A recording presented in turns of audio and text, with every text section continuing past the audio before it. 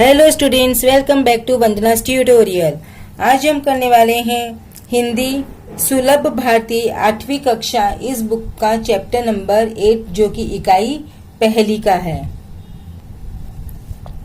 पूर्ण विश्राम। इसके पहले हम चैप्टर 7 तक कर चुके हैं स्वाध्याय के साथ।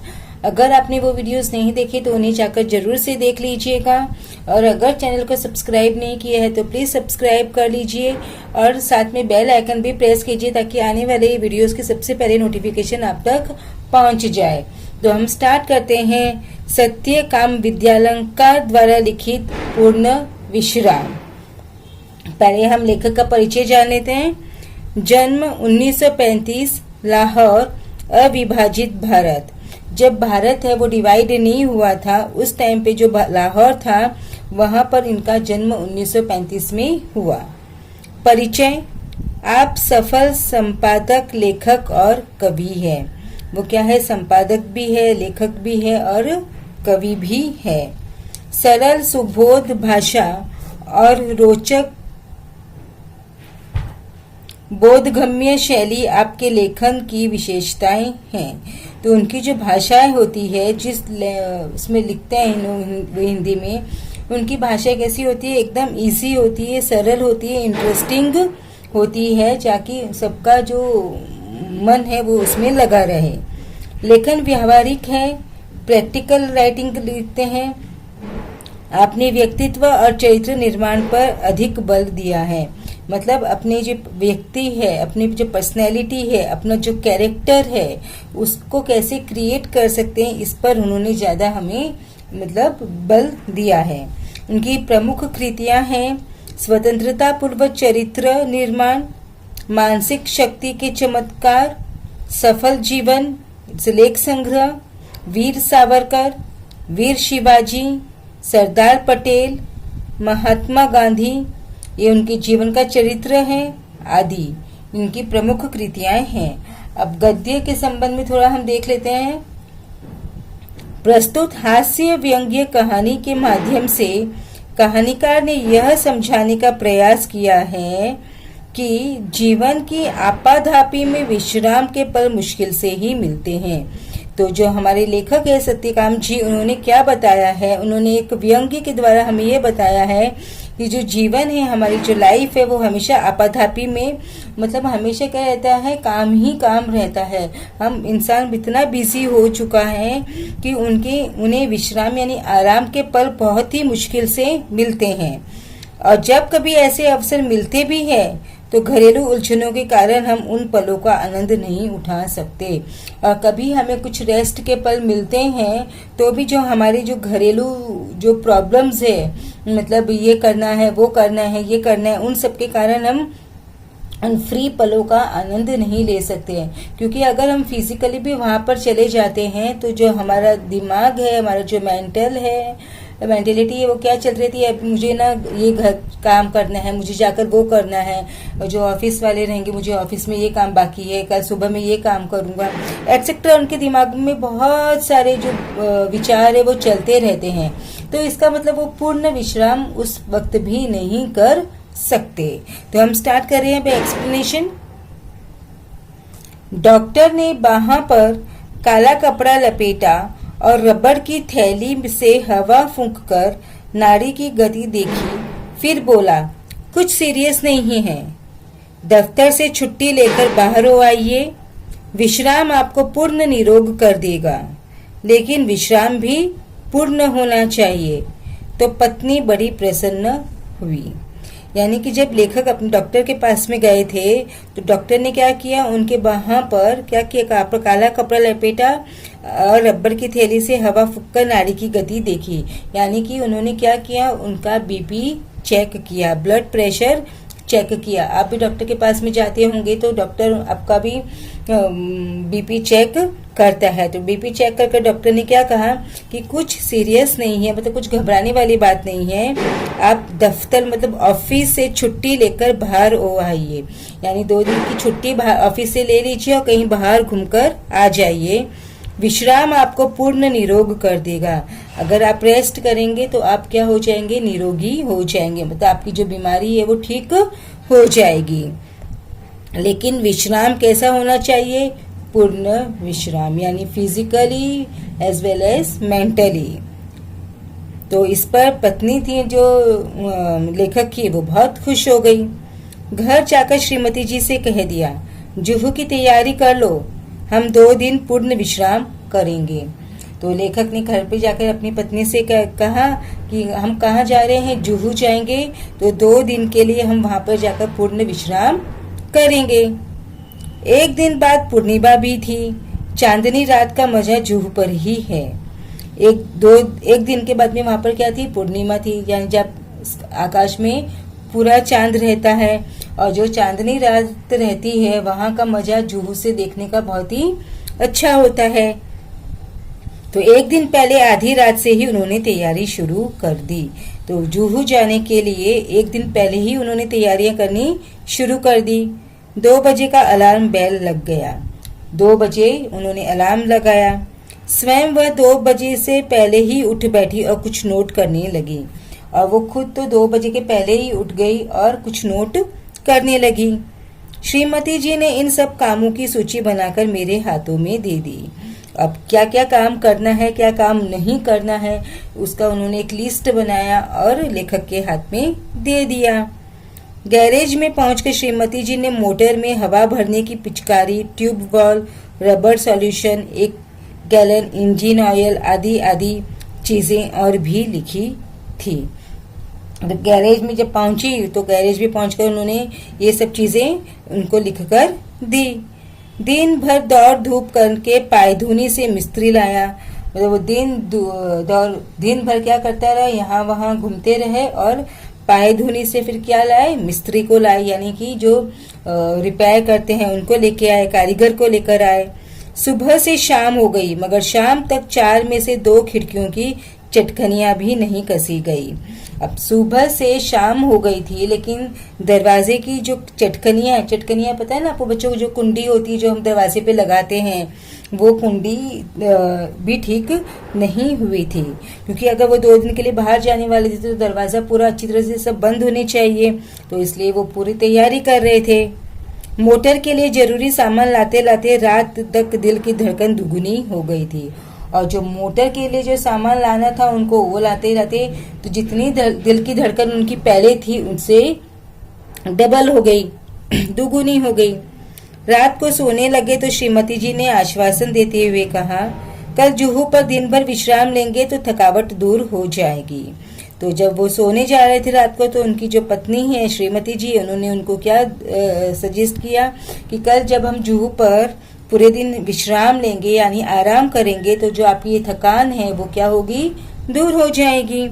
श्रीमती जी ने अपने कर कमलों से घड़ी की घुंडी घुमाकर अलार्म लगा दिया और खुद बाहर जाकर मोटर का पूरा मुआयना करके यह तसल्ली कर ली कि सूची में लिखा सब सामान आ गया या नहीं। सुबह 5 बजते ही अलार्म ने शोर मचाया। तो श्रीमती जी ने अपने कर कमलों से, मतलब अपने हाथों से घड़ी की जो घुंडी होती है ना, पहले जैसे घुमा के हम अलार्म लगाते थे, वैसे उन्होंने क्या किया? अलार्म लगाया और खुद बाहर जाकर देखी कि मोटर के लिए जो भी सामान मंगवाया था वो पूरा आया कि नहीं आया। और सुबह 5 बजते ही अलार्म ने शोर मचाया। रोशनी होते न होते जुहू की तैयारी चरम सीमा पर पहुंच गई। अब रोशनी होते होते जुहू की जो तैयारियां थी वो एकदम लास्ट मोमेंट जो तैयारियां रहती है ना, वैसे एकदम चरम सीमा पर पहुंच गई थी। स्टोव को भी आज ही धोखा देना था। जो उनका स्टोव था वो भी आज ही धोखा दे दिया, मतलब जो स्टोव है वो खराब हो गया। वह हर मिनट बुझने लगा, हर मिनट में वो जो स्टोव है वो बार बार बुझने लग गया। आधा घंटा उसमें तेल भरने धौंकनी करने में चला गया। तो आधा घंटा वो जो स्टोव है उसको रिपेयर करने में, मतलब उसको तेल भरे धौंकनी करे ताकि वो जो स्टोव है वो चल जाए, पर वो स्टोव है वो चला ही नहीं। आखिर चाय का प्रोग्राम स्थगित कर दिया गया। आखिर जब वो सोचे थे जुहू जाएंगे तो हम चाय पीकर जाएंगे, बट जो स्टोव है वो नहीं चला, तो उन्होंने जो चाय पीने का जो प्रोग्राम था वो स्थगित कर दिया, यानी कैंसिल कर दिया। और हम दत्त चित्त हो तैयारी में जुट गए। दत्त चित्त मतलब एकाग्र होकर हम क्या करने लगे? फिर से जुहू की जाने की तैयारी करने लगे। वाटरलू जाने से पहले नेपोलियन ने भी ऐसी तैयारी न की होगी, तो जो लेखक ताना मारते हुए, टोंट मारते हुए क्या कह रहे हैं, व्यंग्य करते हुए कि जो नेपोलियन थे, जो वो युद्ध पर जाने के पहले भी उन्होंने इतनी तैयारियां नहीं की होगी जितनी तैयारियां हम कहाँ जाने के लिए कर रहे थे, जुहू जाने के लिए कर रहे थे। ऐसी महत योजनाओं के संपन्न करने में हम पति पत्नी परस्पर सहयोग भावना से काम करने पर विश्वास रखते हैं। ऐसे जो कुछ भी प्लानिंग्स होती थी, कुछ भी प्रोग्राम्स होते थे, तो उसमें जो हम पति पत्नी थे, यानी जो लेखक और उनकी जो पत्नी थी, वो एक दूसरे को सहयोग करते थे, मतलब एक दूसरे की हेल्प करने की भावना को पर लोग विश्वास करते थे कि एक दूसरे की मदद करनी चाहिए।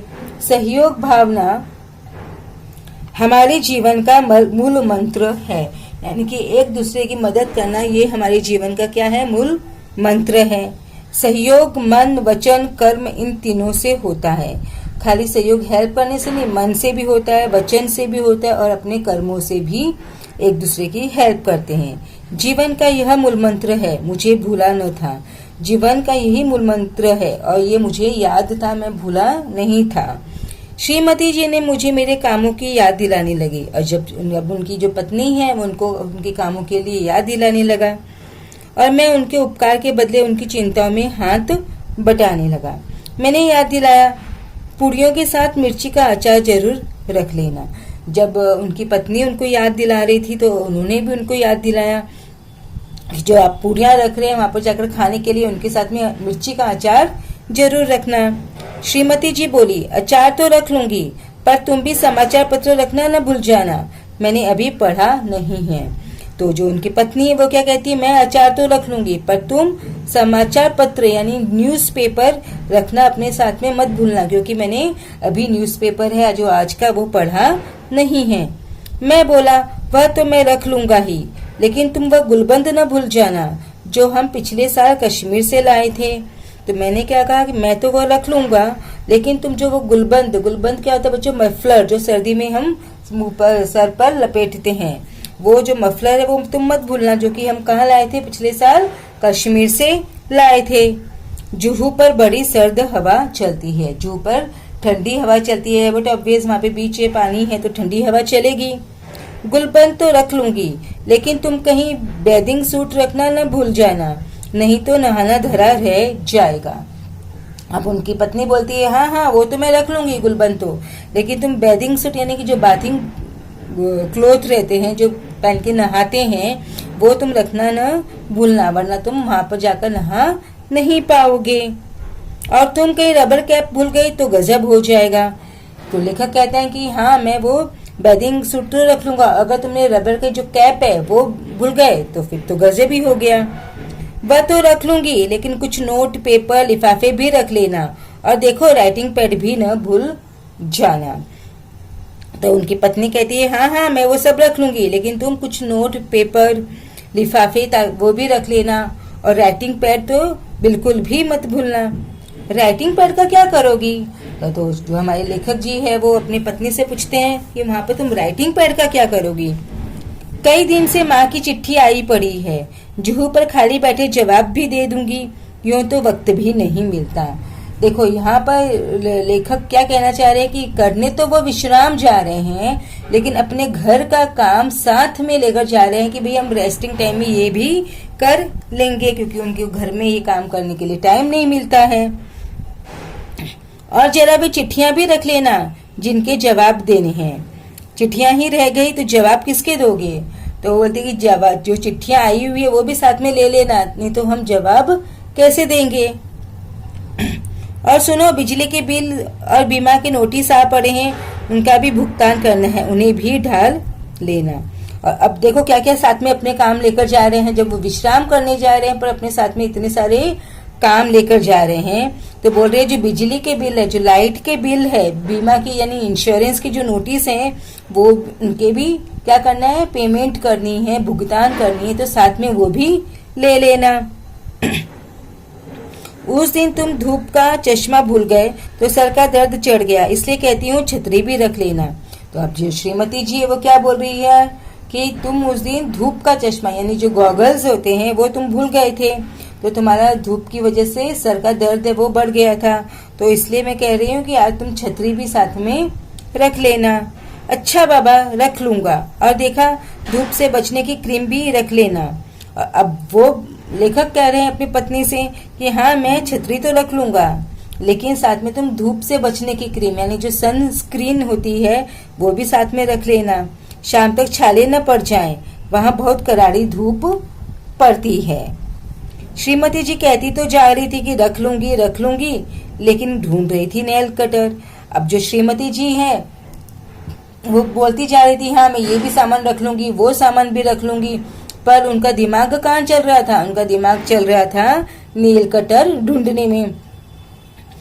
कैंची, ब्रश और सब तो मिल गया था, लेकिन नेल कटर नहीं मिल रहा था, इसलिए बहुत घबराई हुई थी। अब उसको कैंची मिल गई थी, ब्रश मिल गया था, लेकिन जो नेल कटर है वो मिला नहीं था।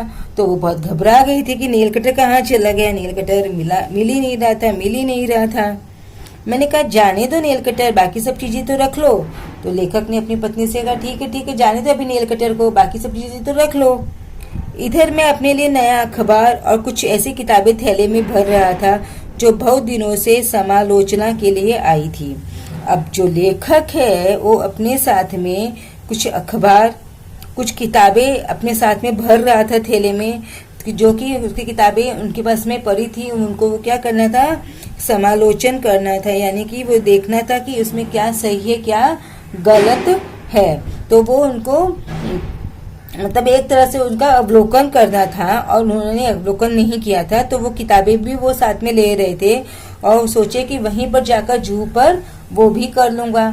जा तो रहे हैं आराम करने, रेस्ट करने, लेकिन देखो कितने सारे काम हैं अपने साथ वो लेकर जा रहे हैं। आखिर 3 किताबें थैले में झोंक ली। तो लेखक क्या करते, मैंने 3 किताबें थैले में डाल दी। कई दिनों से कविता करने की भी धुन सवार हुई थी।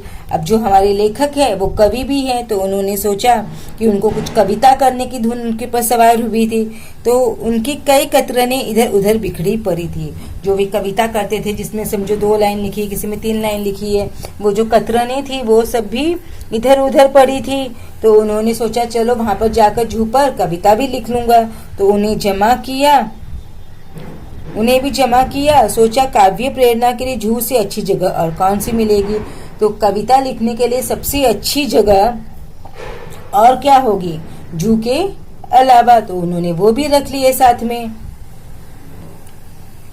आखिर कई अटैची, कई थैले, कई झोले भरकर हम जूहू पहुंचे। अब वो जूहू गए तो उन्होंने कितने सारे अटैचियां ले ली, थैले ले लिए और झोले भी साथ में लेकर वो कहाँ पहुंच गए? जू पर फाइनली पहुंच गए। 5-7 मिनट तो हम स्वप्न लोक में विचरते रहे। मतलब 5-7 मिनट, 5 to 7 मिनट्स उन्होंने वहां पर जाकर एंजॉय किया। स्वप्न जैसे देख रहे हो वैसे उन्होंने वहां पर विचरे। हम समुद्र में नहाने को चल पड़े। अब वो समुद्र में नहाने को चल पड़े, लेखक जी और उनकी पत्नी। समुद्र तट पर और लोग भी नहा रहे थे, क्योंकि जू बीच पे और भी बहुत लोग नहा रहे थे। एक ऊंची लहर ने आकर हम दोनों को ढंक लिया। अब देखो, आप जहाँ गए होंगे कहीं कभी भी बीचेस पे, तो वहां से बहुत सारी जो लहरें आती है, वेव्स आती है, तो वेव्स इतनी ऊंची आती है कि वो हमारे सर के ऊपर से भी चली जाती है। तो लेखक कह रहे हैं कि एक ऊंची लहर आई और लहर ने हमें ढक लिया। लहर की उस थपेड़ से न जाने श्रीमती जी के मस्तिष्क में क्या नई स्फूर्ति आ गई कि उन्होंने मुझसे पूछा, तुम्हें याद है बरामदे की खिड़की को तुमने अंदर से बंद कर दिया था या नहीं? अब जैसे उनकी लहर उनके ऊपर थे, उनकी जो श्रीमती जी है, उनकी जो पत्नी है, उसके ऊपर से गई, तो पता नहीं उनके मस्तिष्क यानी उनके दिमाग में क्या हलचल पैदा हुई। तो डायरेक्टली उन्होंने उनसे पूछा, तुमको याद है कि हमने बरामदे की जो खिड़की है वो अंदर से बंद की या नहीं की? मैं कह उठा, मुझे तो कुछ याद नहीं पड़ता। तो लेखक ने कह दिया, मुझे तो कुछ याद नहीं पड़ता। अगर वह बंद नहीं हुई और खुली ही रह गई तो क्या होगा? अब जो हमारे लेखक की जो पत्नी जी थी, उनको टेंशन हो गई कि जो अगर खिड़की हमारी बंद नहीं है और अगर वो खुली ही रह गई तो क्या होगा। वो कहते कहते श्रीमती जी के चेहरे का रंग पीला पड़ गया। और जब वो कह रही थी तो उनका जो चेहरा है वो कैसा हो गया था? घबरा गया था। मतलब वो बहुत ज्यादा घबरा गई थी कि अगर जो हमारी खिड़की है वो खुली रह गई तो। मैंने कहा चलो छोड़ो अब इन चिंताओं को, जो होना होगा हो जाएगा। मैंने कहा चल जाने दो, छोड़ो, अभी जो होना होगा वो हो जाएगा। मेरी बात से तो उनकी आंखों में आंसुओं का समुद्र ही बह पड़ा। जैसे लेखक ने कहा उससे कि जाने दो, छोड़ो, अब टेंशन मत करो, तो जो पत्नी थी उनकी तो आंखों में आंसुओं का समुद्र बहने लगा, यानी वो रोने लगी। उनके कांपते होठों पर यही शब्द थे, अब क्या होगा। उनकी जो होठ थे वो कांप रहे थे और वो मतलब घबरा गई थी कि अब क्या होगा, अब क्या होगा। और अगर खिड़कियां खुली रह गई तो घर का क्या होगा। अब खिड़कियां हैं वो खुली रह गई तो घर का क्या होगा। यह सोच उनकी अधीरता और भी ज्यादा होती जा रही थी। ये सोच सोच के उनको जो टेंशन है वो और ज्यादा होता जा रहा था। जिस धड़कन का इलाज करने को जुहू पर आया था वह 10 गुना बढ़ गई थी। तो जो लेखक कहते हैं, मैं जिस धड़कन का, जिस हार्ट बीट का इलाज करने मैं जुहू पर आया था तो वो कम होने के बदले 10 गुना और बढ़ गई थी, मतलब इतने टाइम और ज्यादा हो गई थी। मैंने तेजी से मोटर चलाई। अब वो मोटर में तेजी से चलाई। मोटर का इंजन धक धक कर रहा था, लेकिन मेरा दिल उससे भी ज्यादा तेज रफ्तार से धड़क रहा था। तो जो लेखक कहते हैं, जो मोटर का इंजन है वो तो धक धक कर ही रहा था, लेकिन उसके साथ में मेरा जो दिल है वो मोटर के इंजन के स्पीड से भी ज्यादा धड़क रहा था। जिस रफ्तार से हम गए थे दूनी रफ्तार से वापस आए। जिस स्पीड से हम जुहू पर गए थे उसके डबल स्पीड से हम रिटर्न आए। अंदर आकर देखा कि खिड़की की चटकनी बदस्तूर लगी थी, सब ठीक ठाक था। अब अंदर आए घर पर तो उन्होंने क्या देखा, जो खिड़की की जो चटकनी है, जो कुंडी है, वो बदस्तूर लगी थी, यानी बराबर से लगी थी, सब कुछ ठीक ठाक था। मैंने ही वह लगाई थी, लेकिन लगाकर ये भूल गया था कि लगाई या नहीं।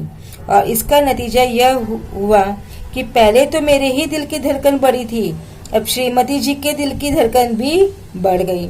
तो लेखक कहते हैं, वो जो कुंडी है वो मैंने ही लगाई थी, लेकिन मैं लगाकर ये भूल चुका था कि मैंने लगाई है या नहीं, ये मुझे याद नहीं आ रहा था। और इसका नतीजा यह हुआ, इसका रिजल्ट ये हुआ कि पहले तो सिर्फ मेरे दिल की जो धड़कन है वो बढ़ी हुई थी, अब मेरे साथ साथ मेरी पत्नी की जो दिल की धड़कन है वो भी बढ़ गई थी। मुझे याद आ रहे थे पूर्ण विश्राम और पूर्ण निरोग। साथ ही और उनको जो लेखक को क्या याद आ रहे थे, पूर्ण विश्राम, पूरा विश्राम चाहिए, पूर्ण निरोग। अगर पूर्ण विश्राम करोगे तो पूर्ण निरोग होंगे। साथ ही ये विश्वास भी पक्का हो गया कि जिस शब्द के साथ पूर्ण लग जाता है वह पूर्ण भयावह हो जाता है। तो लेखक कहते हैं कि मुझे ये विश्वास हो गया कि अगर किसी भी शब्द के साथ में पूर्ण लगा देते हैं तो वो क्या क्या हो जाता है, पूर्ण भयावह हो जाता है, यानी कि डरावना हो जाता है। तो इस पाठ के द्वारा जो हमारे लेखक है सत्यकाम विद्यालंकर जी ने हमें ये बताने की कोशिश की है कि जो हम जिस महानगर में हम रहते हैं तो वो महानगर ऐसा का जो जीवन है वो इतना व्यस्त हो गया है, इतना भाग दौड़ भरा होता है कि हमें वहाँ पर विश्राम के लिए समय निकालना भी एक बहुत बड़ी समस्या हो जाती है। और यदि हम किसी भी तरह बड़ी मुश्किल से समय निकाल भी लेते हैं तो हमारी जो पारिवारिक उलझने हैं, जो घर की हमारी जो चिंताएं हैं, वो चलते हम उसका पूर्ण आनंद उठा नहीं पाते। तो जो हमारे लेखक हैं उनके साथ भी यही हुआ। जब डॉक्टर ने उन्हें सजेस्ट किया कि वे आराम करें तो वो बहुत मुश्किल से 2 दिन के लिए समय निकालते हैं जूझ जाने के लिए, लेकिन फिर से वही जो उनके अपने घर की चिंता सताने लग जाती है और घर की चिंता सताने के लिए कारण वो उन्हें वापस से इमीडिएट वहां से रिटर्न आना पड़ता है। तो बच्चों इसके साथ में हमने इसका जो एक्सप्लेनेशन है वो फिनिश किया। अब हम करेंगे इसी चैप्टर के क्वेश्चन आंसर्स, यानी कि स्वाध्याय। फर्स्ट वन, गैरेज की सूची में लिखी हुई चीजें, मोटर में हवा भरने की पिचकारी, tube wall, rubber solution, 1 gallon engine oil. Second, Juhu जाते वक्त साथ में ली गई वस्तुएं, रबर कैप, छतरी, राइटिंग पैड, बिजली का बिल। पर्यायवाची शब्द ऐनक, चश्मा, रात, रजनी, अखबार, समाचार पत्र, घर, मकान। तो बच्चों इसी के साथ में हमने चैप्टर 8 पूर्ण विश्राम स्वाध्याय के साथ में फिनिश कर दिया। अगर आपको वीडियो पसंद आया तो इसे ज़्यादा से ज़्यादा अपने दोस्तों के साथ शेयर कीजिए, चैनल को सब्सक्राइब कीजिए। So thank you and keep watching Vandana's tutorial.